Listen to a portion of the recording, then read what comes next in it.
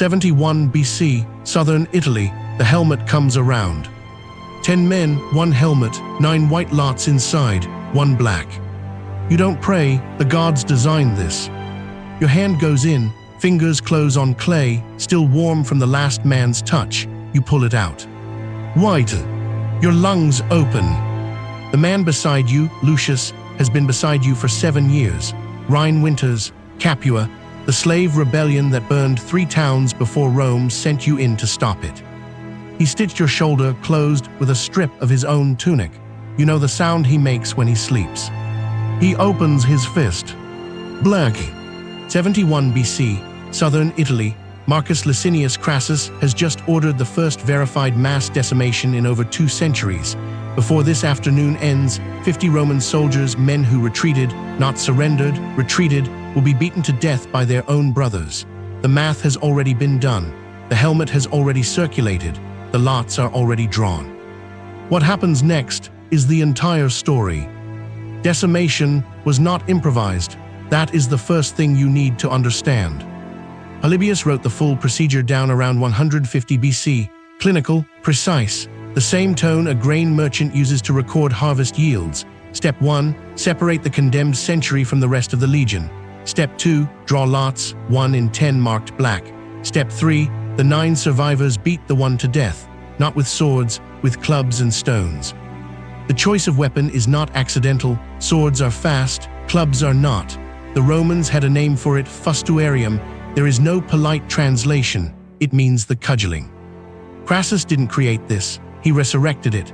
The procedure had gone unused so long that ancient sources called it an archaism, a ghost dragged out of Rome's violent early centuries. His legions had faced Spartacus's forces and pulled back when outnumbered. They didn't break. They didn't surrender.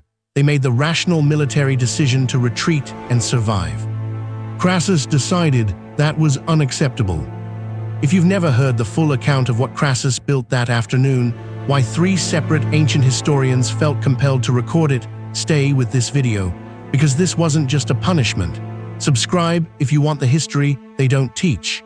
Now back to 71 BC. 500 men, 50 centuries. The lots go into the helmets 1 century at a time. The math is simple, 1 in 10. The afternoon stretches out flat and hot over the Italian plain. 50 men will not see the end of it.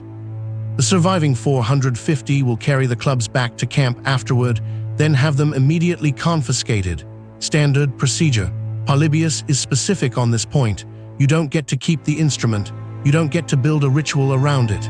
You carry what you did in your clean, empty hands. And then you stand in formation, and you wait for orders. What actually happened next, what Appian recorded, what Polybius analyzed, what the textbooks scrub entirely, is where this story turns into something far darker than a military atrocity. It turns into a blueprint. Here is what the history courses leave out. Decimation was not reserved for cowards. Cross-reference every documented case and the same pattern emerges. Appian's account of Crassus, soldiers who retreated under numerical disadvantage. Tacitus on the Rhine mutiny under Germanicus, 14 AD. Soldiers punished for demanding back wages they were legally owed. Livy records a decimation ordered against men who survived an ambush, the charge being that surviving without killing every attacker constituted a failure of aggression. Read that again, punished for surviving. The Roman military machine did not punish cowardice. It punished the human instinct to stay alive. Every documented case involves men who made a rational choice, retreat, negotiate, endure, and were then executed by their own state for making it. This was not a disciplined system. It was a compliance architecture, and the most disturbing part isn't that Rome built it. It's that it worked. Legions that underwent decimation events showed dramatically increased battlefield aggression in subsequent engagements. Polybius recorded this approvingly. Commanders cited it as proof the system functioned. But the lesson the survivors absorbed wasn't fight harder. It was something colder and more permanent. The enemy ahead of me cannot do what the helmet behind me already did. Forward became the only safe direction.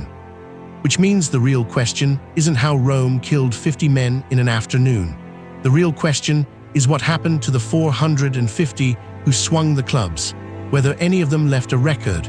whether any of them ever found language for what their hands had done. One of them almost did, and his story starts with a man named Lucius. 7 years. That's how long our witness shared a tent with him. In a Roman legend, the contubernium, the 8-man tent unit, was the cellular structure of everything. You didn't just fight beside these men, you ate their food, you patched their gear, you knew which one cried out in his sleep and which one went silent when he was afraid. Lucius stitched a shoulder wound closed, 2 inches of torn flesh near capua, no surgeon, just a strip of tunic and steady hands. 7 years. The lot system was built to exploit exactly this. The lottery wasn't randomized across the full legion, it was drawn within centuries, which was subdivided by contubernium. The Romans understood something precise and brutal. Killing a stranger requires training. Killing a brother requires architecture, so they built the architecture. When Lucius's lot came up black, there was no pause. No trial, no appeal, no moment where a tribune weighs the evidence. The condemned men were separated immediately, pulled from the line by name, 1 in 10, the math already calculated by officers before the helmet ever moved. The procedure had no space for argument because argument was not the point. Lucius did not beg. Appian specifically notes this. A detail almost no modern account includes that the condemned men in the Crassus decimation largely did not beg. They had trained beside veterans. They understood what begging would cost the 9 men watching. They understood the 9 were as trapped as the 1. Our witness raises the club he has killed before. Gauls, slave fighters, men trying to open his throat. His hands know the motion. This is the first time they shake. The decimation didn't break Lucius. It broke the 9 men who survived it. That was always the point. That was what Rome was actually building. Let's go deeper into the machinery, because nothing about this was accidental. Before a single lot entered a single helmet, 3 separate command approvals had to occur. First, the general formally charged the unit, not individual soldiers, the unit with collective failure. Second, tribunes certified the charge was executable under the Lex Militaris, Rome's military code. Third, the legion's eagle-bearer, the aquilifer, had to physically witness the procedure to confirm commanders weren't exceeding their legal authority. Bureaucracy dressed in blood. Every decimation had a paper trail. Every execution was ratified before the clubs swung. Which creates a deeply uncomfortable implication. If 3 separate command structures had to approve each event, and the procedure still appears across Polybius, Appian, Livy, and Tacitus spanning 300 years, then the documented cases are almost certainly not the full picture. Historians estimate that for every recorded decimation, 2 to 4 more likely occurred in provincial campaigns where no attached historian was present to write it down. Conservative estimate, between 200 BC and 100 AD, Rome may have executed between 1,500 and 4,000 of its own soldiers through the lot system. The bodies were left at the camp's edge. No military burial, no names on monuments, erased once by clubs, erased again by silence. And here is the part no survey course mentions. A soldier killed by decimation forfeited everything, back wages, land grants, veteran benefits, all of it reverted to the state. Crassus's 71 BC event alone may have clawed back the equivalent of 5 to 8 years of military wages across 500 men. The lottery wasn't just a punishment mechanism. It was also a ledger. Rome had found a way to make institutional murder financially profitable. The machine didn't just manufacture obedience, it paid for itself. Dawn, southern Italy, 71 BC. The surviving century marches back into formation before sunrise. They are not welcomed, they are not ignored either. They are assigned a specific place, outside the fortified camp walls. No earthwork protection, no palisade between them and the dark. The Romans called it sub pellibus. Under the hides, you sleep exposed. No shelter, no walls. If raiders come in the night, you are the first thing they reach. The barley comes next. Barley was what Rome fed to horses, to slaves, to men it had decided were no longer quite soldiers. The symbolism required no explanation. Every man in the barley line understood exactly what they were eating and why. Our witness stands in that line, hands washed, clubs gone, confiscated immediately after, standard procedure, so the weapon couldn't become a relic or a ritual. You carry what you did with nothing to show for it. just clean hands and barley and the particular silence of men who have no words for the morning after. Around them, the legion operates normally, blades sharpened, horses fed, a tribune somewhere dictating correspondence in a calm voice. 50 men dead at the camp's perimeter, and the institution has already absorbed it, already moved the numbers forward, already filed the forfeiture paperwork. He looks at the man beside him in the barley line, another survivor, no name in any document, existing only as statistical logic, one of the 9, neither of them speaks. There is nothing to say that the procedure hasn't already said. In 3 days, Crassus orders them south, into the last engagement of the Spartacus campaign. The men who drew white lots will fight with a ferocity that Appian later describes as remarkable. Roman sources will credit Crassus's leadership, his tactical brilliance. The men who were there would have used a different word entirely. Not courage, not discipline, something colder, something that lives specifically in a man who knows what the helmet behind him is capable of and decides that whatever is ahead of him cannot possibly be worse. Appian records what happened when Crassus's forces hit Spartacus's main lines shortly after the decimation. They broke through positions that had held against full legions for months, fortified positions, prepared ground.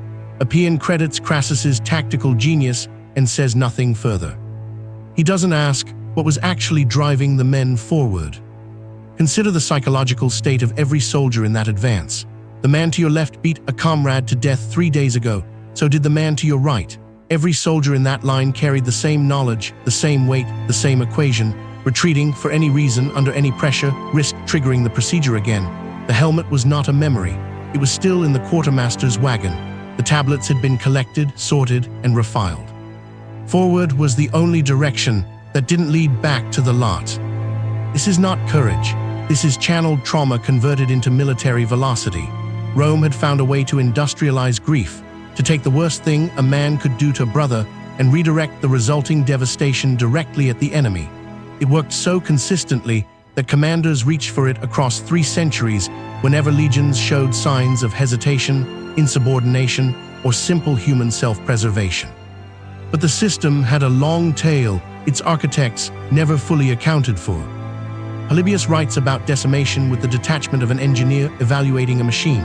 No commentary on survivors, no reflection on what they carried home. Tacitus, writing 2 centuries later with considerably more psychological awareness, notes almost in passing that veterans of decimation events were, and this is his exact framing, difficult to integrate into civilian colonies, prone to violence, estranged from families, unable to perform the ordinary rituals of Roman social life. Rome gave these men land grants and discharged them into silence. It gave them acreage in Campania and a handshake and no word whatsoever for what their hands had done. The empire collected the efficiency, the veterans paid the interest for the rest of their lives. 14 AD, the Rhine frontier. The legions are on fire, not metaphorically, officers' tents are burning. Soldiers are nailing tribunes to the camp gates. The mutiny has been building for months over unpaid wages, brutal service extensions, and the punishing new terms Augustus imposed before his death. It has now become something Rome's commanders cannot ignore. Germanicus rides in to restore order. He orders a decimation, but then he does something no Roman commander had done before, something Tacitus records with visible confusion, uncertain whether to call it mercy or weakness. Germanicus selects specific ringleaders rather than drawing lots across whole centuries. Then he structures the executions so each condemned man is killed by soldiers from a different unit. He deliberately dismantles the contubernium architecture. He had seen what the pure form of the procedure produced. He was trying to engineer a version that didn't hollow out the men who survived it. It didn't work. The mutiny continued. The soldiers accepted the execution of named ringleaders without significant resistance. What they refused, and Tacitus records this refusal clearly, even as he frames it as insubordination, was the lottery logic, the collective random guilt. For the first time in documented Roman military history, soldiers drew a moral line not around punishment itself, but around randomness. We will accept execution. We will not accept a draw. Tacitus calls this a failure of discipline. Most modern historians read it differently. It was the first time Roman soldiers put language to something they had always known. There is a difference between justice and a number drawn from a helmet. By the 2nd century AD, decimation had vanished from Roman practice. No formal repeal, no legal revision, no official acknowledgement that the machine had broken something it couldn't fix. Commanders simply stopped reaching for it. The helmet stayed in the wagon. The tablets gathered no particular dust.